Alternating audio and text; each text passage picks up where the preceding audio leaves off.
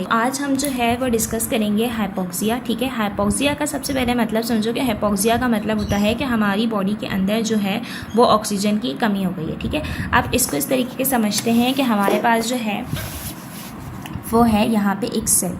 ठीक है, ये हमारे पास एक सेल है, उसके अंदर जो है वो माइटोकॉन्ड्रिया है। ठीक है, माइटोकॉन्ड्रिया हमें पता है कि हमने जो है वो पढ़ा है वो क्या है, power house of the cell. मतलब यहाँ पे क्या होगा, एटीपी फॉर्मेशन होगी। ठीक है, और दूसरी बात हमने एक ये भी पढ़ा है कि हमारे पास जो होता है वो होता है सोडियम पोटाशियम एटीपेस पंप। ठीक है, सोडियम पोटेशियम एटीपेस पंप का क्या काम है कि हमारे पास 3 सोडियम जो है वो इनसाइड होंगे, मतलब 3 सोडियम का इनफ्लक्स और 2 पोटेशियम का आउटफ्लक्स। ये हमारे पास जो है वो नॉर्मल होता है। ठीक है, लेकिन अगर हमारे पास हाइपोक्सिया कंडीशन हो गई, अगर हमारे पास लो ऑक्सीजन की कंडीशन हो गई, तो क्या होगा कि जो हमारा ये जो पोटेशियम है, ठीक है, ये जो बाहर जाने का होता है ये बाहर नहीं जाएगा, ये वाला पाथवे क्या होगा, ये बंद हो जाएगा। अब क्या होगा, हमारे पास जो है वो जब 3 सोडियम जो है वो इनसाइड आ रहे होंगे तो वो साथ साथ किसको भी लाएंगे, वाटर को भी साथ लाएंगे। ठीक है, तो मतलब क्या हुआ कि पहले तो एक तो पोटेशियम बाहर नहीं जा रहा, दूसरा सोडियम अंदर आ रहा है, साथ में क्या ला रहे हैं, साथ में वाटर को भी अपने साथ ला रहे हैं। तो इन दी एंड क्या होगा, जब बॉडी के अंदर या बॉडी के किसी सेल के अंदर अगर हमारे पास जो है वो आ जाए, क्या कहते हैं, वाटर आ जाए, तो क्या होगा, इससे ये होगा कि हमारे पास जो है वो क्या होगी, सबसे पहले स्वेलिंग हो जाएगी। ठीक है, स्वेलिंग एडिमा कॉज हो जाएगा, सबसे पहले एडिमा हो जाएगा। ठीक है, उसके बाद क्या होगा, अब हमारे पास जो है हमें पता है कि अगर ये वाला मैकेनिज्म नहीं होगा तो एटीपी फॉर्मेशन नहीं होगी। जो हमारे पास माइटोकॉन्ड्रिया है, माइटोकॉन्ड्रिया क्या करता है नॉर्मली, ठीक है, नॉर्मल कंडीशन बता रही हूँ, नॉर्मल जो है वो क्या करता है, ऑक्सीडेटिव फॉस्फोरिलेशन कराता है। ठीक है, जब हमारे पास ऑक्सीडेटिव फॉस्फोरिलेशन होगी, ठीक है, तो क्या होगा, हमारे पास जो है वो एटीपी फॉर्मेशन में होगी। एटीपी फॉर्मेशन की वजह से हमें क्या मिलेगा, एटीपी की वजह से हमें क्या मिलेगा, एनर्जी मिलेगी। ठीक है, ये है नॉर्मल मैकेनिज्म।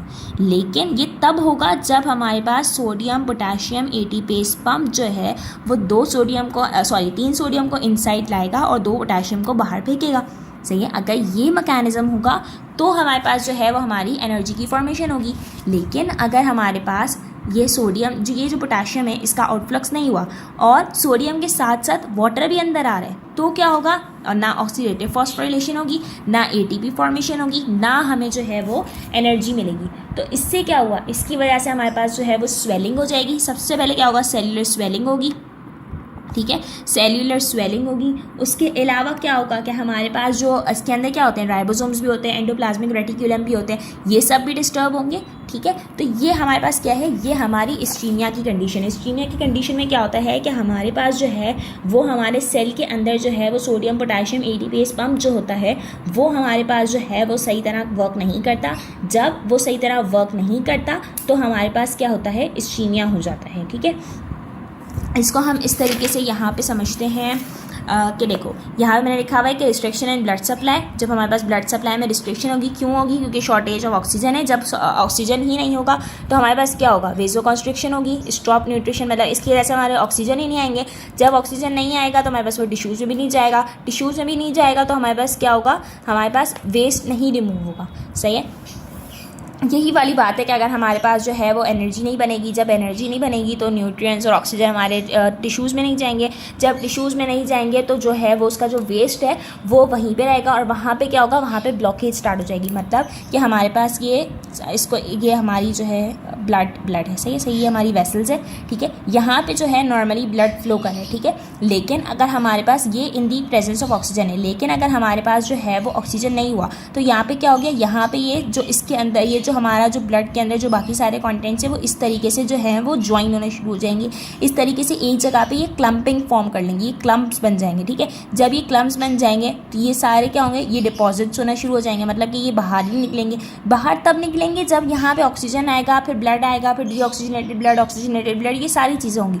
लेकिन जब यहाँ पे ऑक्सीजन ही नहीं आएगा तो ना ऑक्सीजनेटेड ब्लड, ना डीऑक्सीजनेटेड ब्लड, तो क्या होगा, हमारा जो कंटेंट है वो जो है वो बॉडी से बाहर ही नहीं जाएगा। तो क्या होगा, इन दी एंड हमारी हार्ट में मसला होगा। ये हार्ट की कंडीशन में आ जाए तो हमारी ये कहीं भी किसी भी साइड पर हो जाए, अगर हार्ट की तरफ होगा तो हार्ट में मसला आएगा, ब्रेन की तरफ होगा तो ब्रेन में मसला होगा, क्योंकि हमारी लिम्स के अंदर होगा तो लिम्स के अंदर मसला होगा। तो ये क्या है, ये हमारा इस्कीमिया की कंडीशन है कि हमारे पास जो है ब्लड सप्लाई के अंदर रिस्ट्रिक्शंस आ गई। ये ब्लड सीधी तरह फ्लो नहीं कर रहा। सीधी तरह फ्लो क्यों नहीं कर रहा, क्योंकि ऑक्सीजन नहीं है। ऑक्सीजन क्यों नहीं है, क्योंकि हमारा जब ऑक्सीजन नहीं होगी तो हमारे पास जो है वो सोडियम, ये सारे पंप जो हैं इसके अंदर मसला होगा।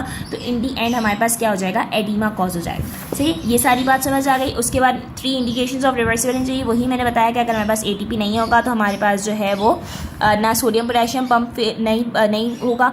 सही है, जब वो वर्क सही तरह नहीं करेगा तो वो एटीपी फॉर्म नहीं होगी, सोडियम बिल्डअप होना शुरू हो जाएगा, वाटर एंटर होगा, स्वेलिंग होगी, हमारे पास जो है ऑस्मोटिक प्रेशर जो है वो इंक्रीज़ हो जाएगा। ऑस्मोटिक प्रेशर क्यों इंक्रीज़ होगा, क्योंकि बॉडी के अंदर सोडियम के साथ पोटेशियम भी है, फिर साथ में जो है वो वाटर भी आ गया, और आगे किसी केसेस में भी हम पढ़ेंगे कि उसके साथ कैल्शियम भी आ जाएगा। सही है, तो सब कुछ जब एक साथ आ जाएगा तो क्या होगा, हमारे पास प्रेशर जो है वो इंक्रीज़ होगा।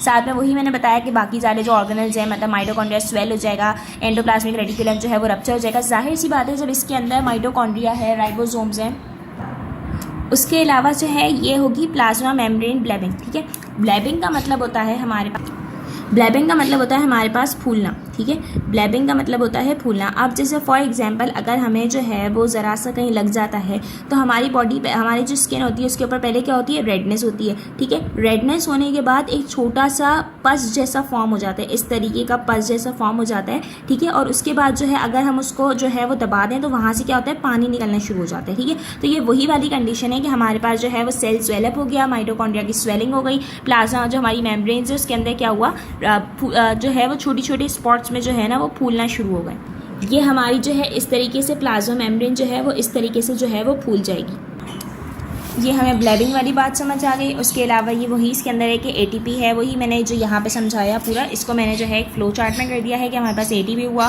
सोडियम पोटेशियम पंप फेलियर हुआ, सोडियम इनसाइड ज़्यादा हुआ, वाटर ज़्यादा हुआ, स्वेलिंग हुई, और ऑर्गेनल्स जो है वो चेंजेस आ गई। ठीक है, इसके अंदर अब ये जो हमारा जो हमने पढ़ा था कि जो है ये सब क्या होगा, ये रिवर्सिबल इंजरी होगा। ये रिवर्सिबल इंजरी में कब होगा, जब हमारी बॉडी जो है वो चेंजेस को जो है वो इसके अंदर से हम नॉक्सियस स्टिमुलस को जो है वो हम रिमूव कर दें। इसका मतलब ये है कि हमारे पास जो है, जो हमारी जो प्लाज्मा जो हमारी यहाँ पे ये सारी चेंजेस हुई। ठीक है, ये सारी चेंजेस हुई तो हमारी जो स्वेलिंग वगैरह हुई, ये स्वेलिंग वगैरह कितनी देर तक होती है, थोड़े दिन तक होगी, 2-3 दिन तक होगी। उसके अलावा जो है वो हमारे पास जो है वो हमारी बॉडी जो है वो उसको ठीक कर लेगी, जो अंदर इन्फ्लेमेटरी मीडिएटर्स होंगे वो सारे रिलीज होंगे, और जो भी हमारी ये चेंजेस हैं ये सारी जो है वो रिमूव हो जाएंगी। ठीक है, या अगर हम कोई दवाई लगा ले या कुछ इस तरीके से लगा रहे तो ये जो है ये सारी चीज़ें जो है या खुद भी रिमूव हो जाती हैं, या जो है वो ये हमारी किसी भी मेडिसिन वगैरह से ट्रीट हो जाती हैं। ठीक है, तो ये क्या हुआ, ये रिवर्सिबल इंजरी हुई। जब हमने उसके अंदर से नॉक्सियस स्टिमुलस निकाल दिया तो वो जो है वो ठीक हो गई। अब हम नेक्स्ट वीडियो में पढ़ेंगे कि अगर हमारे पास ये चेंजेस ज़्यादा देर तक हो जाती है तो हमारे पास क्या होता है। एक होता है एपोप्टोसिस, एक होता है necrosis. Apoptosis program cell death होती है, जबकि नेक्रोसिस जो है वो पैथोलॉजिकल सेल डेथ होती है। ये हम नेक्स्ट वीडियो में पढ़ेंगे इंशाल्लाह। अल्लाह हाफ़िज़।